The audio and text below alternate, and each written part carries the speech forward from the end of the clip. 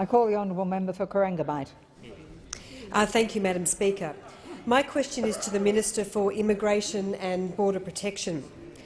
Will the minister inform the House on the importance of strong and consistent measures to protect our borders?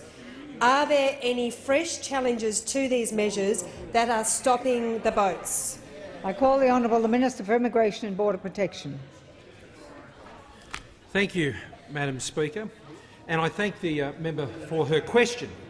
This government is doing what we said we would do, Madam Speaker, on our borders. We are doing exactly what we said we would do.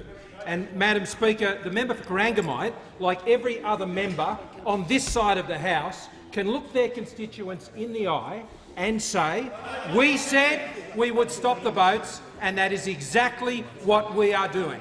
And our if the member for Rankin is anxious to leave, that what we took to the election we could do, and we have achieved it to date, Madam Speaker, and we will continue to achieve it by holding fast to the policies that we know work, that we have always believed would work, and we will remain steadfast in our conviction to those policies, Madam Speaker, as we always have been. But those opposite, Madam Speaker, when they go to their constituents and they look them in the eye, their constituents will see one thing when it comes to border protection, and that is failure.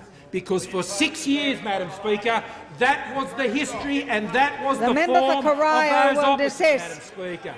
That was their history, Madam Speaker. Is the member for Corio anxious to leave again? Madam Speaker, could not. If he wants to ask me a question, Madam Speaker, he's welcome. But if he just wants to shout with shrill objections, then he's welcome to do it. You're going to leave today. You're going to ask me a question. Have some guts and ask me a question. Madam Speaker, the contrast could not be more stark. The only thing that will be turned back by Labor in power. One more utterance and you'll leave under 94A. Madam Speaker, the only thing that will be turned back by Labor, if they are ever to come to power again, would be the successful border protection policies of this government. And how do we know that, Madam Speaker? Their form. That's what they did last time. That's what they always do, Madam Speaker, because they don't believe in strong border protection policies. They were dragged kicking and screaming to offshore processing. The member for Wakefield will leave under 94A. Out of political necessity, not out of policy conviction and belief. Now, we have not had a successful people smuggling venture in almost 6 months. And that has not happened by accident, Madam Speaker. It hasn't happened by accident. It's happened as a result of conviction and belief in policies that we know work. Those opposite, Madam Speaker, have had every position under the sun on border protection. They've been for turnbacks, they've been opposed to turnbacks.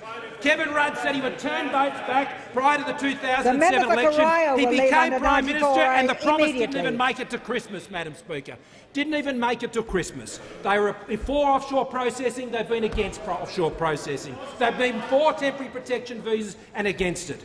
People smugglers profited from the weakness of the previous government, Madam Speaker, and if they were ever to occupy these benches again, they would profit again, the people smugglers, Madam Speaker, because their weakness bears them out. Whatever their proclamations are and the division in their own ranks, Madam Speaker, it will always ensure that the Labor Party will be weak on border protection.